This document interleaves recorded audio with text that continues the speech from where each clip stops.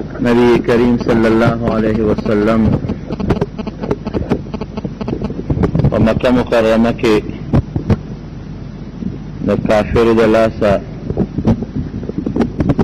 सर खपल मरगरों को मुसीबतों के मुब्तला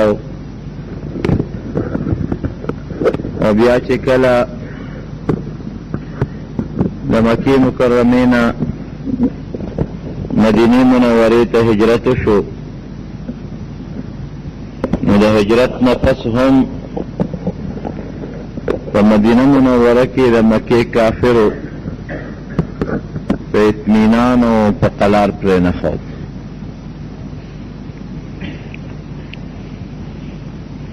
दे दैन द मक्के मुकर्रमीना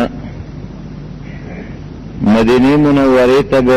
द नबी अलैहिस्सलाम खिलाफ साजिशुन कोल तो मदीना मुनव्वरा के योलवी मुनाफिक अब्दुल्लाह इब्न उबई अगत द मक्के काफिर यो खत लिखा खत के वतदा लिखलू कि ता जमुंग दुश्मन ला अमन वर्क फनई दे वर्कला या खुदा से ओ कच जमुंग दा दुश्मन दगल त खत्म का और कदा से देव नकलन न जमुंगा उस्ताद दुश्मनी दास्ताम खैर निश्ता अब्दुल्लाह इब्न उबई मुनाफिक द मदीने मुनाफिकीन रा जमा कल और गीते अगर खत खो कि दामुंग से गलती उकड़ा नबी अलैहिस्सलाम नुमे वाक़िफ़ कि अगल मुंग अमन वर्का गमरा वस्ता द लुमकी द लोए कौम और द मजबूत खल्क दुश्मनी पसर वाग़िश्ता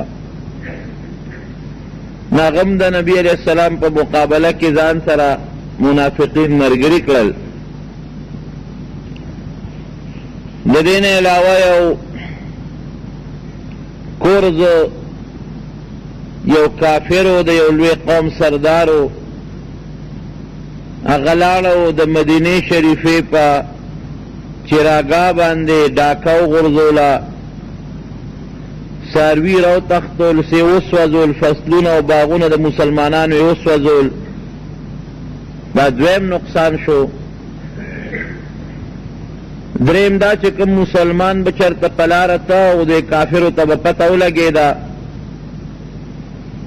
नागत अब जरर वर्काओ तकलीफ पे रसाओ बाहर कैफ द मके काफिरो द मदीना शरीफा के नबी अलैहिस्सलाम और दागी मरगरी पाराम पर न खोदल पैगंबर अलैहिस्सलाम पदी द्वेम हिजरी के दखपल मरगर सर यो मशवरा उकड़ा रागुंडे कल चेहरा द मके दा काफिर मुमकल व तपरेखौद वतनम व तपरेखौद अखपल प्लार निकागा आबाई वतन अखपल कोरून अखपल पटी और सम वर तपरेखौदल और दीद पासम द्वी मुंग निपरी दी दिल तरा पसे राजी कल सारवी राना तख्तई कल सारवी स्वजई कल माल स्वजई कल बागुना स्वजई कल जमुंग मरगरो तपरार तकलीफुना वर्कई द्वी लगी अरोल पकार दी और गैर दावत द मकेन बा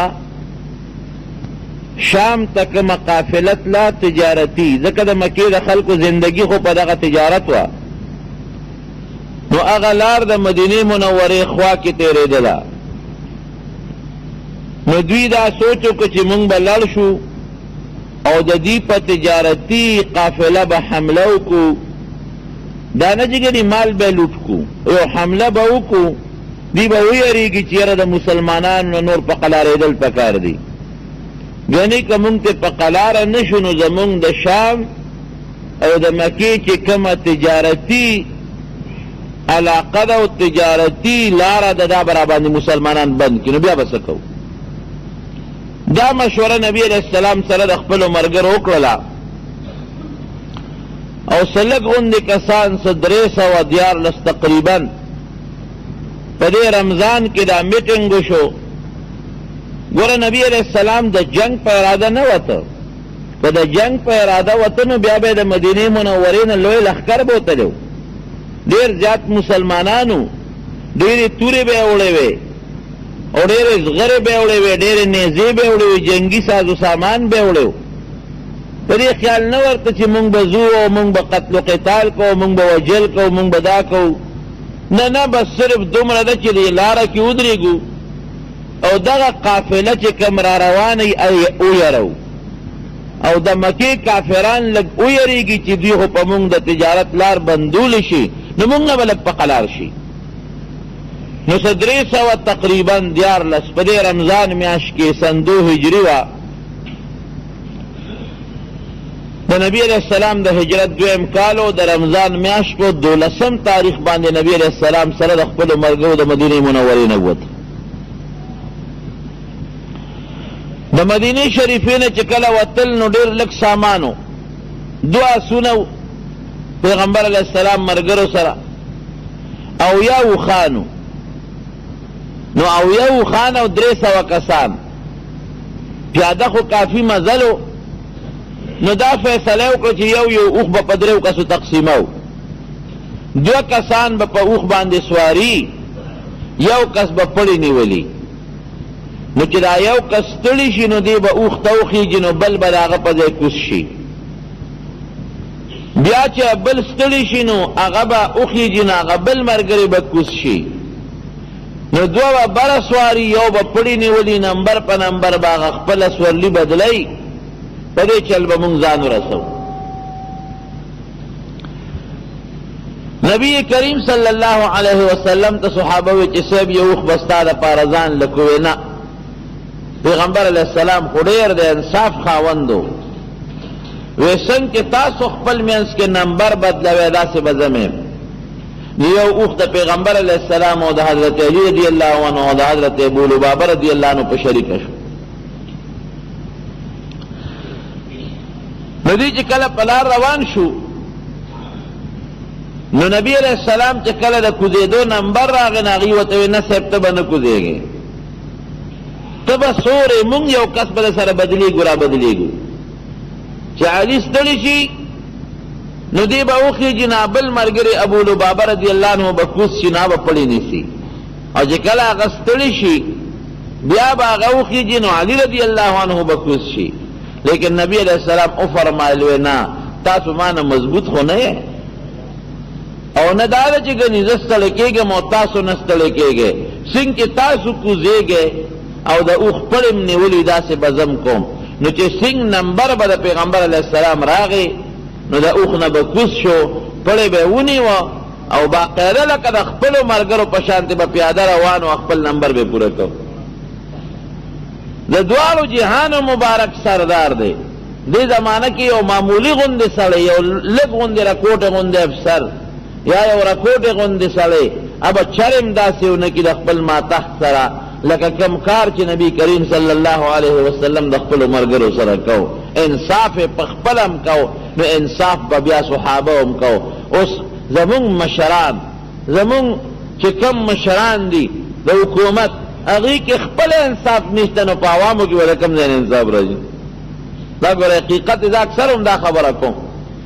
زمونږ د مشرانو کې انصاف نشته په دې سړک د پاسه چې دا کم دا حکومت دا مشران راشي ټول ټرافیک ورته بند شي هغوی له لارې کوڅې ورکړي که په غلطه هغوی ډرایور لاړ او که په سمه لاړ ولې دا اوس مشر دی دا وزیر اعظم دی او دا وزیر دی او دا فلانکې دی او دا فلانکې دی هغه له قانون نشته نو د نور له به قانون د کومې راشي مشر کې چې کله انصاف راغی کشرانو کې به خامخا انصاف راځي دا بنیادی خبره ده نبی کریم صلی الله علیه وسلم په خپله د عدل و انصاف یو مجسمه وه عدل او پکې انصاف نو صحابه هر صحابي د عدل و انصاف مجسمه ښکاره کېدله د مدینې شریفې نه چې کله راووتل نبی علیه السلام یو مقام ته راورسېدل نو هلته کې چې کوم پکې واړه هغه خو یې واپس کړل وایي تاسو ځئ او دا ابو لبابه رضی الله عنه هم بیا سمن یې واپس کړی دی د مدینې منورې د یوه علاقې مشري ورته حواله کړی وایي تم ځه بهر کیف دوی را روان دي یو مقام د صفرا هلته چې راورسېدل نو نبی علیه السلام یو 2 کسه صحابه کرام منتخب کړل وی تاسو لاړ شئ او د ابو سفیان د قافلې جاسوسیو کې چې قافله کم ځای ته راورسېدله چې موږ ورپسې هلته لاړ شو. دا د ابو سفیان قافله شام نه را روانه وه او اویا کسان دې سره او ډېره مالداره قافله وه. د مکې مکرمې د هر کور او د هر قوم پیسه پکې وه او هغه زمانه کې زمونږ د روپو په اندازه باندې چې زمونږ کومې روپۍ جوړېږي د هغې زمانې نو تقریبا د 50 لاکو روپو زمونږ د روپو په حساب اخو اشرفۍ دنانیر دي خو زمونږ د روپو په حساب د 50 لاکو روپو د هغې زمانې سرمایه پکې وه چې د دې وخت د کرونو نه زیاتې جوړېږي. دومره لویه سرمایه پکې وه او یا کسان ورسره وو. نو نبی علیہ السلام هغه 2 کسه ولېږل چې ته لاړ شو دا قافله وګوره چې په کوم طرف را روانه وه. ګورې بیا هم درته زه دا وایم چې نبی علیہ السلام په دې خیال نو تلي چې دا قافله به لوټ کړو او سامان به ترې راوړو، نه صرف دې له تلو چې مونږ لار ورته ونیسو دوی باندې لږه یره تېره کړو دوی ویرېږي او دوی ته پته ولګي چېرې مسلمانان خو زمونږ لاره نیوي شي چې دا کافر خو زمونږ نه په قلار شي او دوی د مسلمان خلاف نور سازشونه نه کوي صرف یارولو دپاره. بهر کیف 2 کسه ولېږل حضرت بس رضی الله عنه حضرت عدی رضی الله عنه وی تاسو لاړ شو معلوماتو کې چې د ابو سفیان قافله په کومه لاره را روانه ده اخو غونډۍ دي غرونه دي یو سړی به د غر یو طرف ته بل به د غر بل طرف ته یو بل نه خبره دوی وی ډېره ښه ده چې دوی لاړل معلومات کې اخو ابو سفیان ته چا ال ویلی وی ته خو بېغمه روانې او د لکونو روپو مال در سره دی خو نبی علیہ السلام سره د ملګرو ستا خلاف راوتلي پرېږدي دې نه. هغه سره هم یاره شوه هغه وی چې دا خو لکونه روپۍ دي او دا که مسلمانان رالل مونږ به هم مړه کړي دا مال به م رانهوالي. نو هغه یو سړی زمزم غفاري هغه له پیسې ورکړې او په یو تیز څاروي باندې سور کو وی چې څومره زر کېدي شي نو څاروي اوس غلوه او مکې ته ځان ورسوه او دا اعلان ورته وکړه چې روځئ ګورې که رو نه وته ستاسو قافله لوټ کېږي قافله هم نه پاتې کېږي شا به یې ځان ورسوئ. هغه زمزم راغې او مکې مکرمې ته ځان راورسو. نو عربو کې به دا قاعده وه اوس خو چې څوک یو خبر ورکوي نو په لوډ سپیکر باندې اعلان وکړي یا مثلا د مامو ډبی هغې کې به دا یو پروګرام و چې هغه به څادر د سر نه کوز کو او په اوښ باندې بسو شو نو څادر به یې داسې سر نه تاوه او چې ډېره خطرناکه خبره به وه نو کمیس به یې وویسته.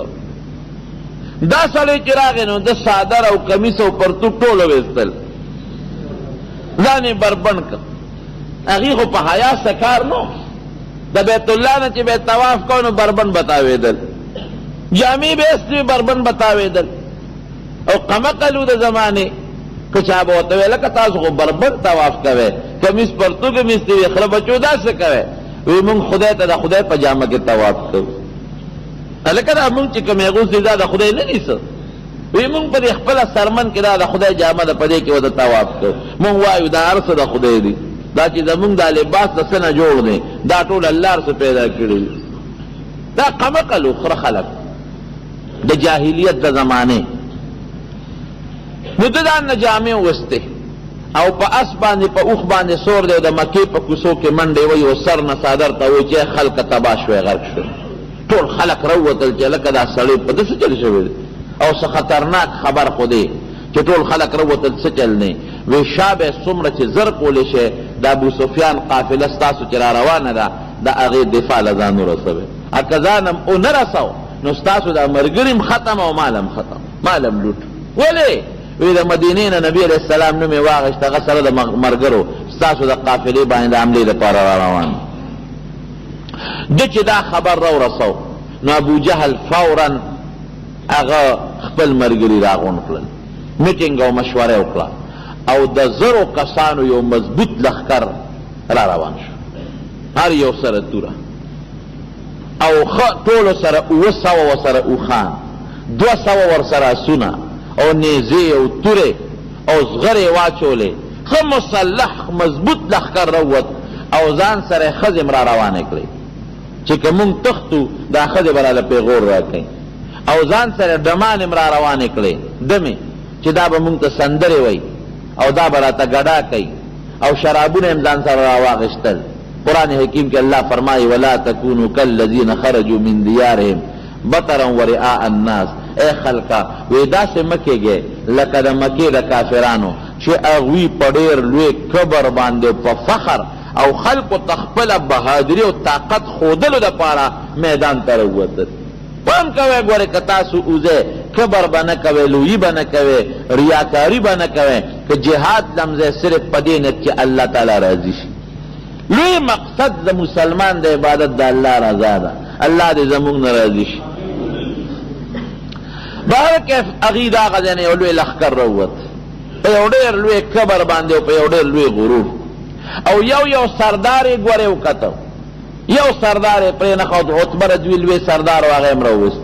شیبه رضوي لوی سردار و هغه هم راوویست، ابو سفیان سردار دی هغه خو په هغه بله قافله کې دی. ابو لهب ته پاتې شو ځکه دې ناجوړه و. هغه وی زه بیمار یم، زه خو د وتو نه یم. نو وی ته به څه کوې؟ وی زه به د ځان په ځای در پسې بل یو کس ولیږم. نو عاص ابن هشام د ابوجهل ورور و، په هغه را د 4,000 روپۍ پورې وې. ورته ویل که زما د پیسې راکوئ ما سره نشته. وی ښه چې د پیسې را سره نشته زما په ځای به جنګ لځئ، که زما په ځای ته ووتې دا پیسې درته معاف. نو هغه د خپل ځان په ځای بل سړی ولیږه. یو لوی سردار و پکې امیه، هغه خوا دې خوا کول ټیزن شانتې و. د هغې واقع داسې وه چې یو زمانه کې د مدینې منورې یو لوی سردار د مسلمانانو سعد ابن معاذ رضی الله عنه، دا د اوس قبیلې سردار و. دا چې کله نبی علیه السلام هجرت وکړ نو دوی خو به راتلل مکې مکرمې ته عمرې له. د نبی علیه السلام نه اجازت وغوښت که ته اجازت راکړې زه عمرې له ځم. ویې لاړ شو. نو په مکه مکرمه کې دا امیه چې د کافر یو سردار و، د سره دوستانه تعلقات، دواړه تاجرانو. نو سعد چې به کله مکې شریفې ته راغی د امیه سره به یې دمه کوله،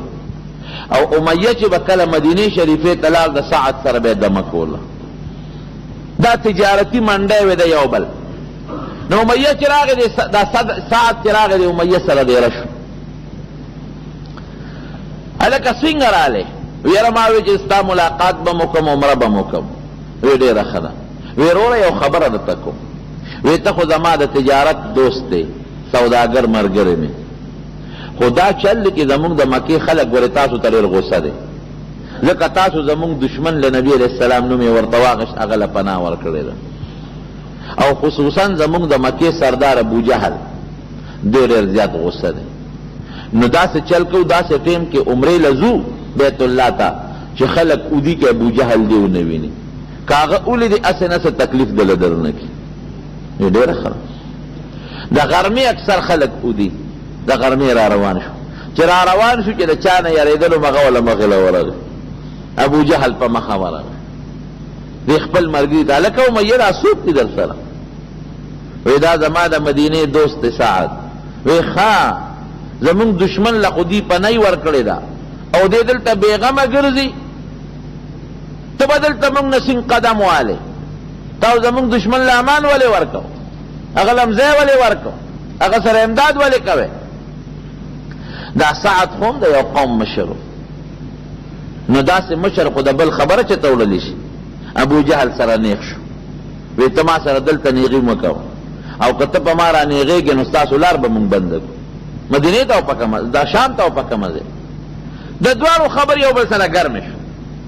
چې ګرمې شوې نو دا چې کوم کوربه د امیه کافر دې د خپل میلمه ته وي سعد ته وي سعده ته خو زما میلمه مونږ خو ستا ډېر قدر کوو، خو ګوره ابوجهل زمونږ سردار دی په ده سترګې مه راوباسه. دی خو زما د وجې تا ته غږ نه کوي چې ته زما میلمه په ده به سترګې نه راوباسې، دی به مونږ سردار دی. نو دا سعد د خپل ملګري ته وایي د امیه ته وی ته خو چپ شه چې غږ ونه کړې، ستا متعلق خو نبي علیه السلام فرمایلی دي چې امیه به مونږ وجنو پرېږدو یې نه، تا خو نه پرې تا خو به وجنو. وی ما زما متعلقي وي او ستا متعلقي وي، دغه دی خو معامله رفع دفع شوه او سعد لاړ مدینې منورې واپس. لیکن امیه چې کور ته لاړ ښځې ته وایي ښځې یو ناشنا خبره درته ونه کړو څنګه؟ وی ګوره د نبي علیه السلام نوم یې واغې چې هغه خو ما ته هغه د مدینې هغه ملګري یسربي خو ما ته داسې وي چې به مونږ به وجني. ښځه ورته وایي ښځه یې لا تکړه وه، وایي سړیه څه له یېرېږي؟ وایي هغه در پسې دلته نه شي راتلی او ته بار موزه پسه خلاصه ده. او دومره یره او هیبت پې راغلی و، راوي وایي قریب و چې په پرتوب کې ته دستونه بېدلې وې. بخاري شریف کې حدیث دومره یره او هیبت پې راغلی. او د شپې به وده شو نو خوب کې به راپاسې، یا ښځې زه خو یېرېږم. ولې یېرېږې؟ وی ګوره نبی علیہ السلام چرتم دروغ نه دی ویلی، مونږ کې ماشوم لوی شوی دی او هغه خو وی چې دی به زه وجنم. یا سړیه نو د کور ته خو در پسې دلته نشي راتلی، هغه 400 میله لرې دی، ته بار موزه هغه دلته به در پسې نه راځي. دې کې ابو جهل دا سرداران راغونډول او به درته ته دې ده پسې ورغی امیه پسې. کاکاجي روضه دې مشر سړی وی زه خو نه ځم. وی ته ولې نه ځې؟ وی زه خو بوډا یم او سپین ږیری یم، ته زما دې شکل ته وګوره به ځان په ځای یو کس 2-3 ولېږم. ښځې ورته وی سړیه خبره خو دې یاده ده که نه ستا متعلق چې ویلې شوې؟ وی نه ځم. وی ځان کلک که ګورې که لاړې رښتیا چې نبي علیه السلام دروغ نه وایي ګورې وجنې. وی نه ځم. ابو جهل ورپسې راغی، مینتونه زارې ورته وکړې، خیر ده ونه منله. بیا ورپسې بوډاګانو سپین ږیري راوستل چې دا سپین ږیري ځي هغه ځي، ته شرمېږې هم نه چې ته نه ځې. بیا ورپسې هلکان راوستل، وی ګوره دا ستا د نوسي په ځای دا بچي دي، دا ځي دوی نه یېرېږي، ته یېرېږي ته نه ځې. خیر دا جرګې یې پې کولې اخر کې سړی یې مجبور کړ. چې مجبور یې کړ ځان له د مکې په بازار کې په منډی کې ښه یو تیز اس واغېشت او په هغې یې سامان بار که ورسره ووت. نو چې کله ته نو ښځې ورته ویې سړیه خبره دې یاده نه ده؟ وی ښځې دروازه راته کوله وی پرېږده په لاره کې هر ځای کې چې ویده شي زه به ترې راتښتم. ما ځان له ښه مزېداره څه غېښتل. کافر کې ګوره ډېر لوی روبي، په کافر د مسلمان ډېر لوی روبي، دا ګوره یاد وساتئ. مسلمان 2 کسه او 3 کسه چې زړه پکې وي تاسو نه وینئ، 1 2 او 3 د خلکو نه یې وار پاره د کافرونو خطا کړي. صرف دومره ده چې د مسلمان په خپل کتاب عمل نشته، اتفاق پکې نشته. نن د دنیا کافر یو بل سره یو دي، که یهود دي او که عیسایان دي او که مشرکان او هندوان دي، خپل دین یې رستو کړی او د مسلمان خلاف یو موټی شوی دی. حالانکه د یهودو جدا دین دی، د عیسایانو جدا دین دی، د جاپان والا جدا مذهب دی، د هندوستان والا جدا مذهب دی، د فرانس والا جدا مذهب دی، د چین او د روس جدا مذهب او جدا دین. لیکن نن ټول یو موټی دی مسلمان ته، او د مسلمانانو یو قرآن او یو خدای او یو ایمان او یو دین دی، ټول تتر بتر دی. یعنی که په خپل قرآن باندې ردی اتفاق راغی، واعتصموا بحبل الله جميعا ولا تفرقوا، چې تاسو ټول یو شی یو موټی شی. نو زم که صرف او صرف دا عرب او دا عجم، دا افریقه او دا نور پرې دا مسلمانان هم یو شو، قسم د امریکا بسی چې دا ټول یورپ را یو ځای چې د مسلمان د خپل د ځمکې راوچته نه کی. او مشران بے خوند دي، بے غیرت دي، پیسو والا دي، ټکو والا دي، د کافرونه بس مال او دولت پتمه دي، بس د لالک پتمه دي. بهر کیف دې ځان سره روان کړ چې روان یې که ابو جهل ته خو پته و چې دې به رانه تښتي او هغه ته هم پته و چې ده به تښتم. نو یو 4-5 هلکان په ابو جهل مقرر که پوره شیطان. وی ګوره دې چې د نه ونه تښتي، بس خیال ده د ساتئ. هغې وی بس کاکاجي ته بېغمه اوسه چې یو ځای کې خو پیاده قافلې وي، یو ځای ته دې ورسېده. نو هلته کې خلک پرېوتل، اوده شو ستړي، دا امیه هم پرېوت، ناګانه دې پاسېد امیه او په دې خیال پاسې چې د خپل اصل ځان رسوم چې پې تښتم. هغه هلکان ورله راځي، کاکاجي خیر دی؟ وی هسې را پاسېدم. وی تاسو څه کوئ؟ وی مونږ تاله را پاسېو ستا خدمت کوو، که صوبه دې پکاري، لوټه موټه دې پکاري، بل څه دې پکاري، مونږ ستا خدمت ته ولاړو. وی زه سر کوزو د شی زه خپل خدمت په خپله کولی شم، زه وی نه نه مونږ سته مونږ کاکاجي زمونږ مشر یې، مونږ هم تا ته ولاړ یو، ستا خدمت به کوو. هغه ځای کې خو سړی پاتې شو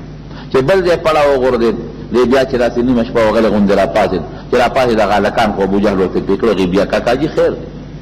څه خدمت دی؟ یا نیک بختو دی اوده شی په ما څه کوئ تاسو؟ وی نه نه مونږ ستا خدمت ته ولاړو، په دغه چل یې به درته ورسو. خو چې دی به را ویښېده نه هغوی به له راتلل، چې دی به پاسېده بس هغوی به ورته نیغ ولاړو، به درته ورسو. د ابوجهل قافله سره د خپلو ټولو سردارانو به درته تقریبا ور ووسېد، نږدې شو. دی خوا نبی علیہ السلام تم اطلاع ملو شوا چې د ابو جهل د ابو سفیان د تجارتي قافلې د مرستې دپاره خو د مکې نه لوی طاقت را روان دوی خلک را رسپه څه کېږي هغه دوه کسان چې کوم لیږلي وو هغوی هم یو ځای بل ځای معلومات کوي چې اوس وګورو چې قافله د ابو سفیان په کومه لاره روانه ده نو دغه ځای کې یو کوي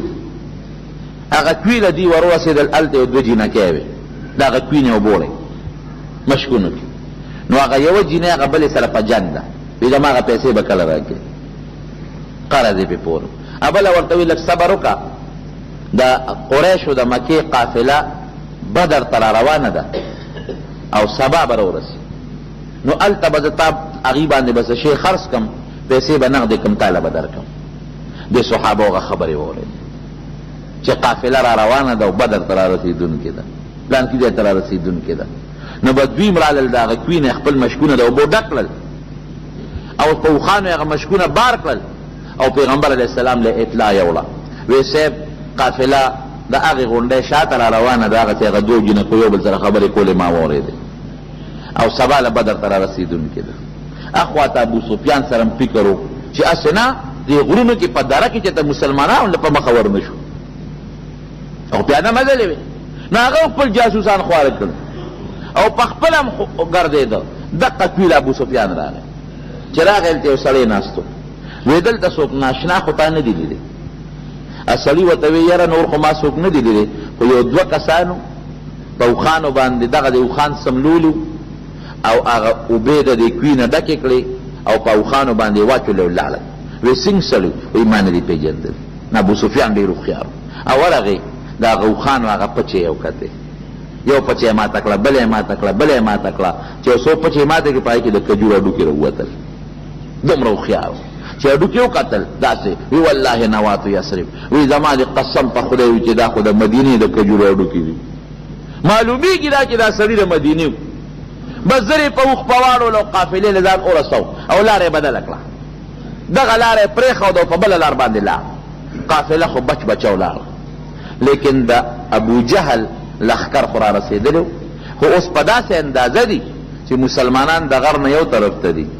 او د ابو جهل لخکر د غر نه بل طرف ته دی یو بل نه دي خبر نبی علیہ السلام په مانځه ولاړ دی او یو دوه کسان مسلمانانو نیولي راوستل تپوس ته کوي وی تاسو د کومې قافلې تاسو د چا سره تعلق لرئ هغوی به ورته وي مونږ د ابو جهل و قافلې سره یو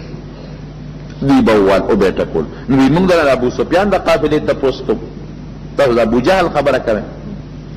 نو چې دوی به یې اول نو بیا به وي او مونږ د ابو سفیان قافلې سره تعلق لرو نو پرې به یې ښودل نو چې پرې به یې ښودل نو هغوی به وي چې مونږ د ابو جهل د قافلې یو دوی به بیا وال نو چې نبي علیه السلام سلام وګرځو وی یې ملګرو وی چې رښتیا درته وایي نو وهی او چې دروغ درته وایي نو پرېږدی وی صاحب دوی خو وایي چې مونږ د ابو جهل د قافلې وی ټیک وایي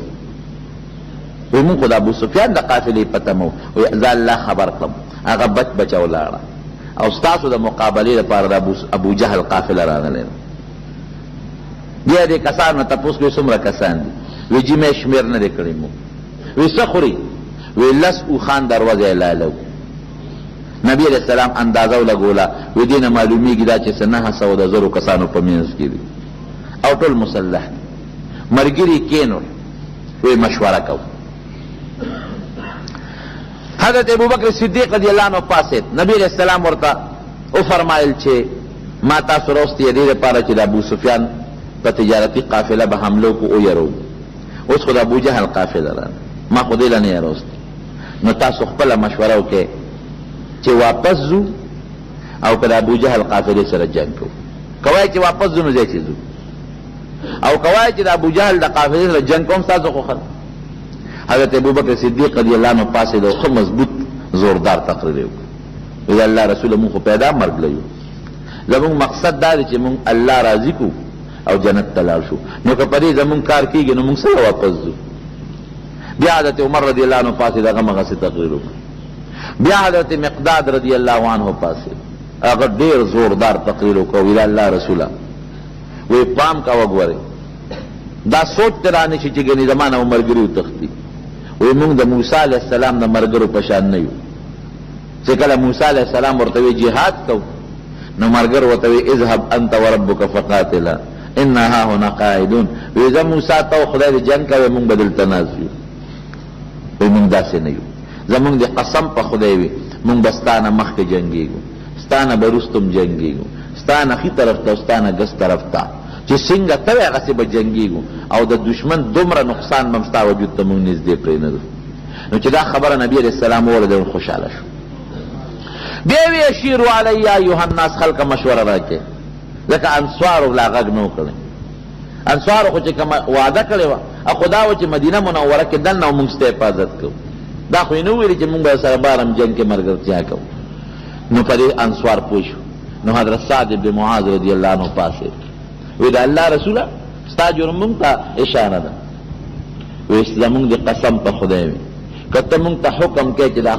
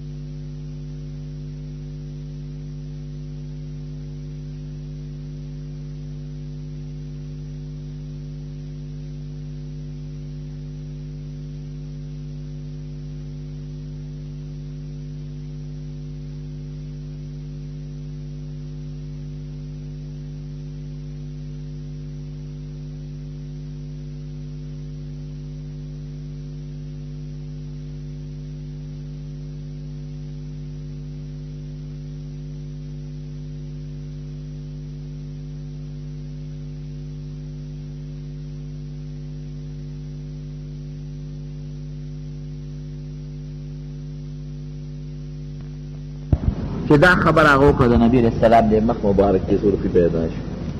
وی ما سره الله تعالی وعده کړی چې که دې دوه قافلو کې په کومه قافله ته حمله کې استا ده که تجارتي قافله باندې حمله کې دام ستا ده در کوم او که د ابو جهل په لښکر حمله کې دام ستا در کوم. ما سره الله امداد کوي او ما سره الله وعده کړی ده او په جنگ کې به انشاءالله فتح او نصرت الله مونږ راکړي. راځئ چې جنگ وسره صحابه کرام تیار شو. چې دوی تیار شو الته په مکه مکرمه کې الله تعالی دوی یرولې هم د پیغمبر علیه السلام ترور و بیبي عتیقه هغې یو خوب لیدو او ډېر خطرناک خوب ویلو. وی یو سړی راغی په اوښ باندې سور دی او هغه چغه کړی یو اواز یې وکړه چې ای خلکه د خپل هلاکت ځای ته وځئ. دا یو آواز یو یا اهل غدر انفروا الى مصارعکم زید خپل هلاکت زید فورا اوزه دی چغه واله. دا خوب نو او بیا دغه سړی جبل ابي قبیس ته وخت او یو لوی تیږه راوغورځوله او هغه تیږه چې راوغورځوله نو هغه ډکړی شو او د هغې ذرات د مکې مکرمې هر کور ته د هغې یو ډک راورسېده. نو بیبي عتیقه د نبي علیه السلام ترور وه هغه خپل رور ته هغې عباس رضی الله عنه تعالی وي داسې خطرناک خوب دی. دې نه معلومېږي دا چې زمونږ دې قوم ته څه مصیبت پېښېدو. نو خو دا ال چاته مه وایه ګورئ ابو جهل غصه هغه ولید ته الوي دی دوستو ولید خپل پلار عتبه ته الوي خبره خو نه پټېږي او زموږ پښتانه مو دیوالونه الول خبره خوره شوه. ابو جهل راغی عباس پسې وی عباس بارو وی مخکې خو ستاسو سړو د پیغمبر دعوه کړی او ستاسو ښځې هم ټول د پیغمبر دعوه کړی. وی هغه څنګه؟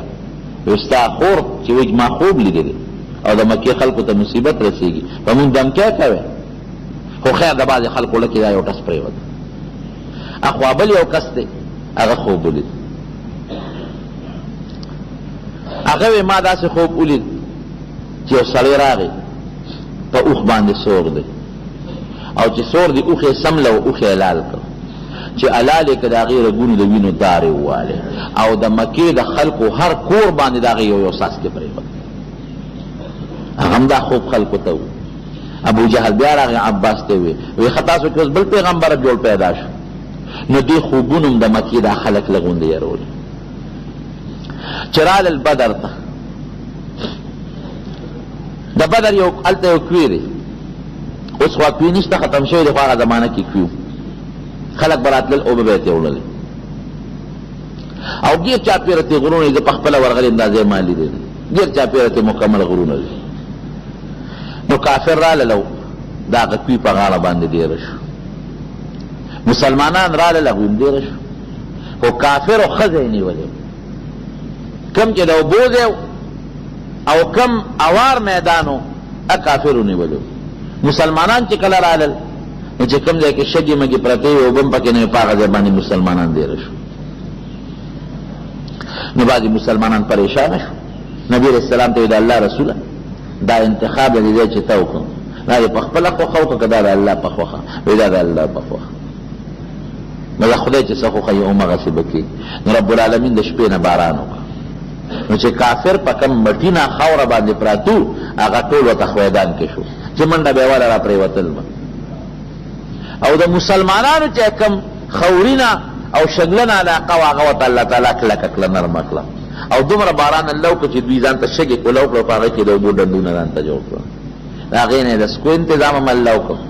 او د لمبلو د غسل یا د اودس انتظامات هم ورته رب العالمین وکړو. ګوره الله تعالی چې د انسان امداد کوي داسې اسباب پیدا کړي چې د انسان په ذهن کې هم ګورې نه تېرېږي. ابو جهل او د هغې ملګري راغونډ شو، حکیم ابن حزام دغه وخت کې کافر وروسته مسلمان شوی دی. هغه راغی او د قوم سره یې مشوره وکړه، یاره قومه وایي مونږ دلته څه له ډېروي، وایي مونږ چې د کومې قافلې د بچو د پاره راغلو، نو قافله خاصم بچو لاړه ورسېدل، نو موږ جنگ څه د پاره کوو؟ نو ډېر خلک پکې مشران دو چې هغې جنگ نه خوښو. اخنس ابن شریق دا د بنو زهره قوم مشر و، راغی ابو جهل ته کېناسته، عتبه ته کېناست، وایي موږ جنگ څه د پاره کوو؟ موږ خو دې له راغلو چې قافله بچ و قافله بچ لاړه، موږ جنگ نه کوو. ابو جهل وی نه موږ خامخا جنگ کوو، وایي ته پیشه او جنگ دې پیشه، موږ جنگ نه کوو، دا مسلمانان څوک دي؟ د هغوی دین جدا او زموږ دین جدا، خو زموږ تربوران دي، زموږ وروڼه دي، زموږ خپل خلک دي. رور یې دلته کافر دی، زموږ د مذهبه دی، او بل رور یې دلته مسلمان دی، پلار یې هغوی سره او زوی یې موږ سره، نو خپل خلک مړه کړو. نو هغه خو خپل قوم د بنو زهره چې څومره وو ټول یې په مخه کړه او مکې ته واپس دی، موږ جنګ نه کوو. عتبه چونکې مشر سردار و د ټول سپین ګیري، هغه ته دا خلک را جمع شو. نو عتبه هم دا خوښه وه چې موږ جنګ نه کوو، واپس ځو. خو چې ابو جهل خبر شو، ابو جهل راغی عتبه ته ویې ولې؟ وایي بس موږ خو د هغه قافلې د بچوالي دپاره راغلي او قافله سې موږ بچ کړه. نو چې قافله موږ بچ کړه نو موږ څه کوو چې دلته اوس ناست شو؟ وایي نه جنګ خامخا کوو. وایي چا سره جنګ وکړو؟ خو زموږ خپل تربوران دي او خپل خلک. عتبه ډېره ښکلې خبره وکړه، وی ګوره پرېږدی نبي علیه السلام نوم یې واغې جنګ ورسره مه کوې، دې نورو عربو ته یې پرېږدی، نو که نور چا مړ کړ عیاذا بالله نو موږ به هم ترې خلاص شو، او که ده ګټه وکړه او غلبه یې وکړه نو زموږ د قوم سړی دی چې ده غلبه وکړه دا ګورې زموږ فخر دی، بس غلی شي. لیکن د دې کافر یو سړی چې تر مسلمانانو نه مخکې مړ و، هغه د هغه زامن او ورېرونه یې را جمع کړل، وی مونږ به ستا د تره بدل نه اغوښتی او مونږ به ځو، چغې جوړې کړې هغوی او په عتبه یې الزام ولګاو، دا عتبه زوی ابو حذیفه دا مسلمان، وی عتبه خو ځکه جنګ نه کوي چې زوی د مسلمانانو ملګری دی، وی خپل زوی بچ کوي. بس خو چې دا خبره یې وکړه نو عتبه کې جوش راغی. نو دې دونه پهلوانو چې ده پر خپله سینه باندې د شتر مرغو وزرې لګولې وې وی راوړی ماله ټوپۍ نو د اوسپنې ټوپۍ غوښته نو د سر غټو ټوپۍ پې نه برابرېده نو بیا په رومال باندې ځان له سر وتړه اوس په پته ولګي چې څوک نر دی او څوک بې غیرته دی صفونه برابر کړي نو صفونه برابر کړو دلته کې خو دوی دا خپل کبر او غرور کو هلته کې نبی کریم صلی الله علیه وسلم خپل ملګري را جمع کړل او کېنو وی کېنه او په خپله یو سفر چې صحابو د پیغمبر علیه السلام دپاره جوړ کړی عربی کې ورته عریش وی سفر ته هغې کې نبی علیه السلام ورننوت او الله تعالی ته زاري شروع کړه صحابه وی مونږ اودو شپم په خوب کې تېره کړه او د دواړو جهان مبارک سردار ټوله شپه په ویښه تېره کړه کله به دننه راوته او کله به بار راوته او چې سار شو رب العالمین ته مخ وګرځو وی یا الله مونږ ډېر کمزور یو ګوره اصل څیز ګوره عجزي ده کافرو په سینو د شترمرغ وزرې تړلې دي او پهلواني کوي سندرغاړي دي او غزلې ورته ښځې وایي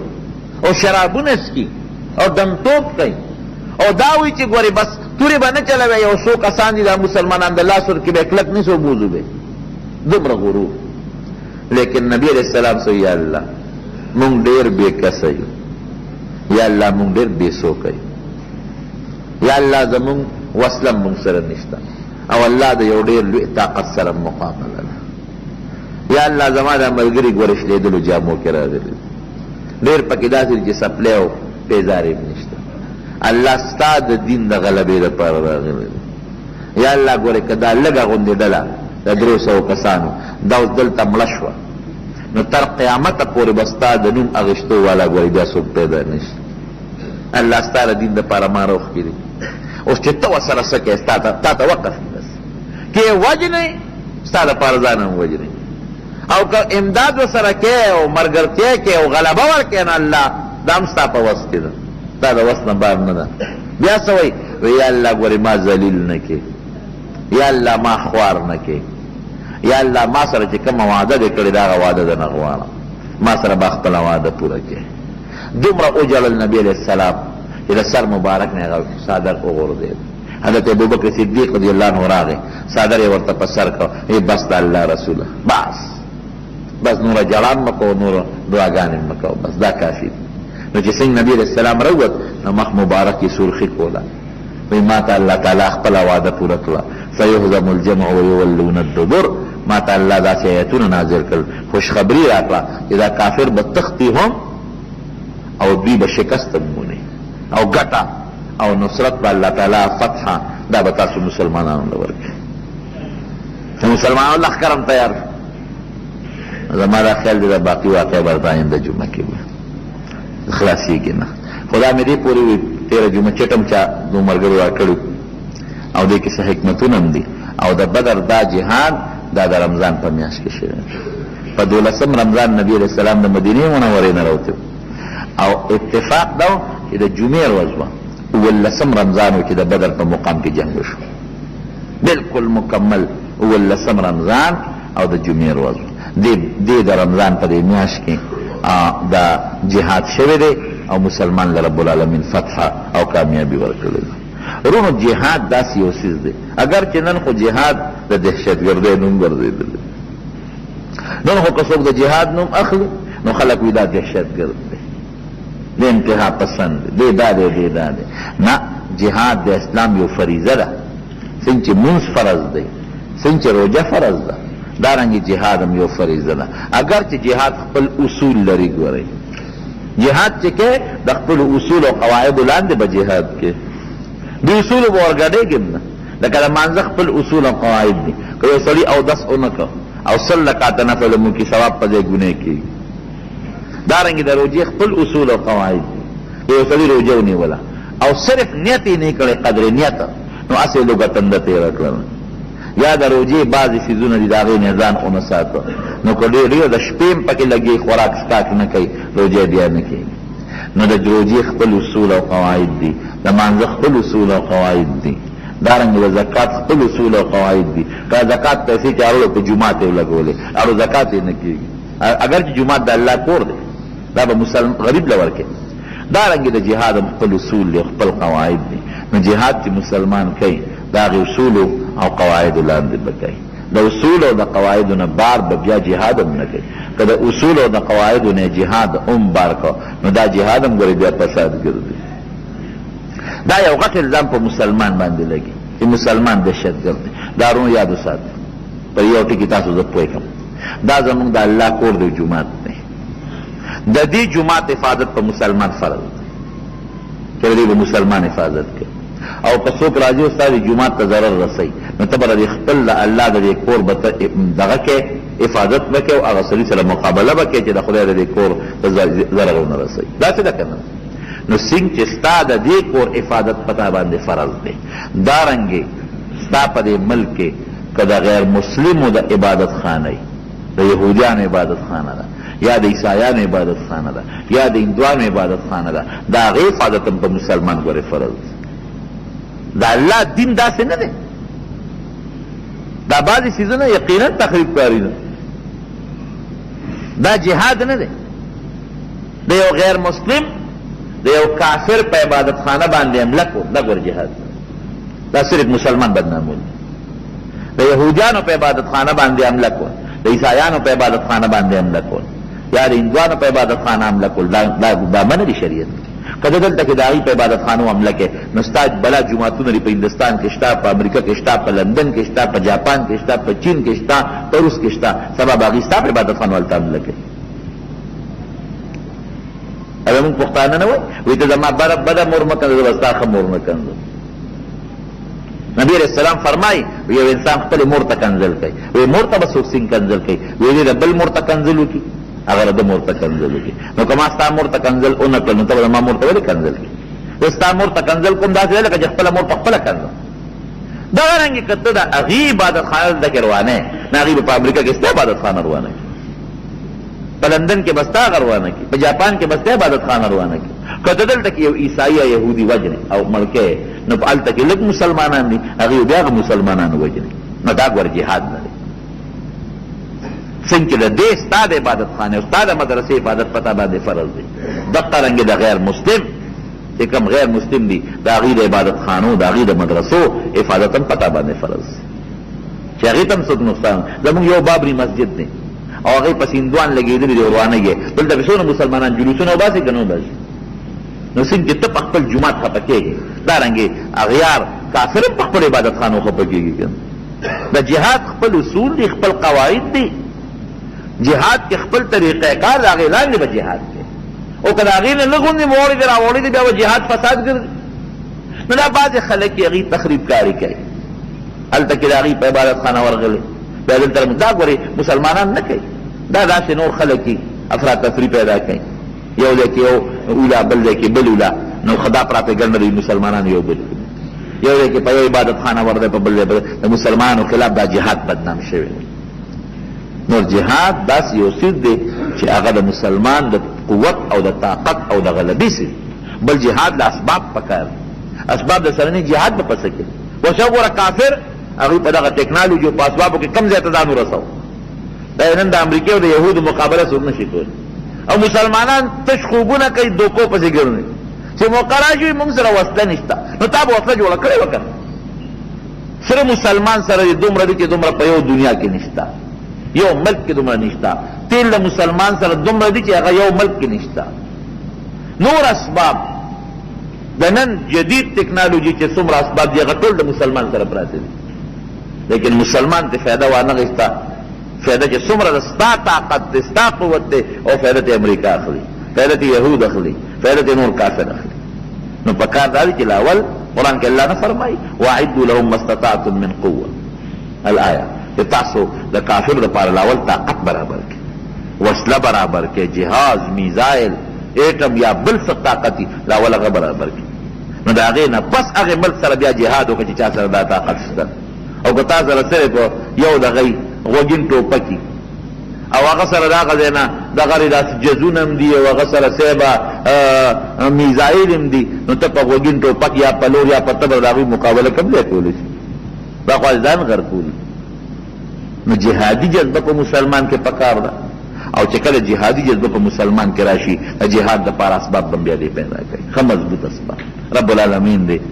دا باقي واقع به انشاءالله بله جمعه ویم ټول مسلمانو کې اتفاق او اتحاد پیدا کوي. او چې څومره مسلمانان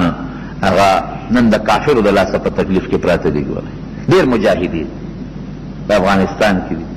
او که په نورو ملکونو کې، په کشمیر کې دي، په عراق کې دي، بوسنیا کې دي، داسې مسلمانان چې هغوی په زړونو کې جهاد وینه تاویږي راتاویږي، غریبانان او وسله او دا قصې اوس هم نشته. نو دا دعا کوئ رمضان کې الله قبلي چې الله دغې مجاهدین امداد وکړي. حاجي دا یو ملګری واقعي زمونږ د جمعې ملګری وفات شوی دلته کې زمونږ فقر شاه لالا چې هغه دلته کې بلغزګي زمونږ د جمعې مانځله به هره جمعه راته هغه وفات شوی. رب العالمین دې مغفرت نصیب کړي. تر څو چې هغه راتلی شو دې ځای کې به ناست و. بل زمونږ د صدر صاحب محمد حسین حاجي صاحب ورور هدایت والد صاحب وفات شو، هغه هم ګورې تر څو چې به راتلی شو دلته ومانځله راته، خو بیا بیمار و ډېره موده نه به شو راتلی. نو هغه هم تم دعا کې یاد کړي چې الله تعالی د هغې هم مغفرت نصیب کړي، لوی سفر الله د خوشحالو کړي. بل زمونږ د محلې محفشا لالا هغه هم وفات شوی دی. او دغې نه یو جمعه نیمه مخکې دغه ګوټ کې ما په خپله ولیدې راغلی ومانځله. نو ښه مونږګزار انسان و، هغه ته هم دعا کوي چې رب العالمین یې مغفرت نصیب کړي. نور څومره مردګان وفات دي رب العالمین دې ټولو مغفرت نصیب کړي.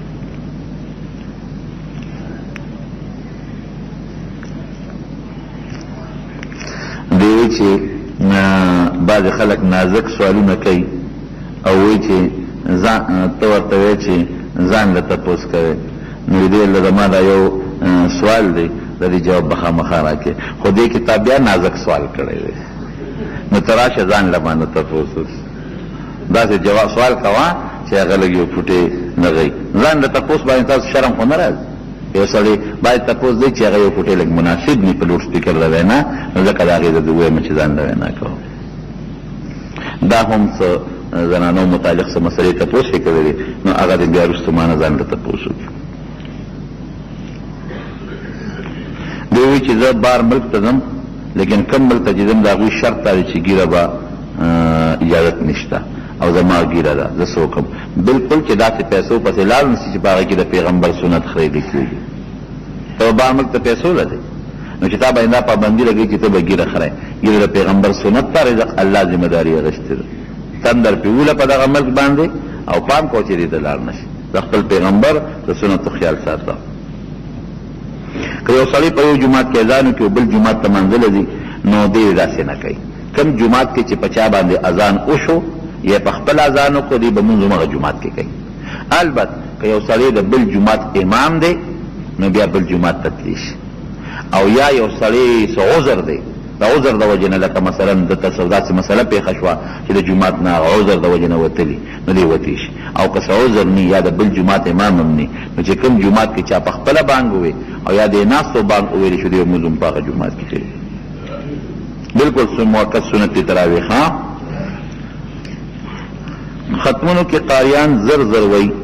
دا څنګه ده؟ نه، زر زر دی نه وی، خپل یو حرف د هر قاری خپل مخرج ته رسوي. ما ورته مخکې ویلو چې دا زر زر وینا فایده څه ده؟ که تا دا ختم او تراویح دی لکه چې زه په الله خوشحاله کړم، نو په داسې طریقه الله سره خبرې وکړه چې د شرم خو نه که نه، دا چې زر زر کې دا خو ته خدای سره خبرې کې، نو الله سره چې ته یو افسر ته ودرېږې او دا زر زر خبرې وکړې، زور دونه به دې ووایي چې دوالو دغه به دې معلوم انت الله خو لوی ذات دی. هغه سره چې کله تاسو تراویح کوئ، قرات کوئ، تلاوت کوئ، نو مزیدار خشته په صحیح طریقه کوئ. یو زنانه ناجوړه دعا غواړي، الله دې هغې له هم شفا ورکړي، که نور څوک مریضان دی الله یې ټول له شفا ورکړي. دوی وایي چې مونږ اکثر تلاوت کوو چاته یې وبخو مړي ته، زمونږ ثواب ورته رسېږي که نه؟ بلکل که یو سړی تلاوت وکړي د هغې ثواب نبي علیه السلام ته بخي یا بل چا ته بخي، نو بلکل د هغې ثواب ورته رسېږي.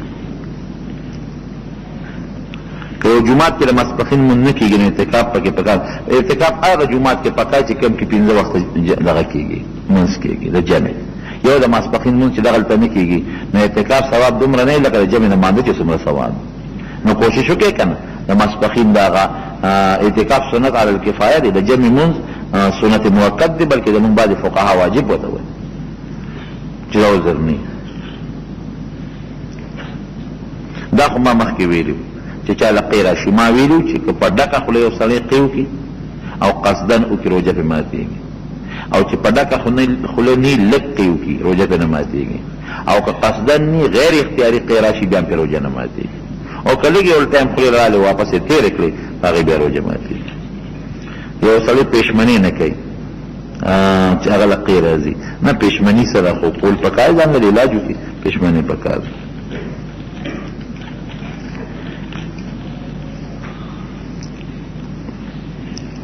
نه جناب دا یو ډاکټر صاحب دی دوی که مال خلق علاج به راځي که اعتکاف وکړم او مال نه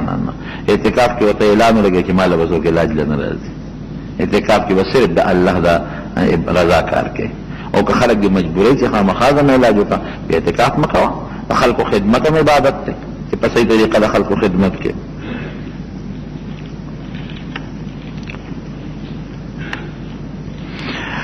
که یو سړی ګیره خوري او دې ده ووایي چې د ګیرې نه بغیر د ما دا مخ ډېر خشته دی نو آیا دن ایمان وځي نه په دې ایمان نه وځي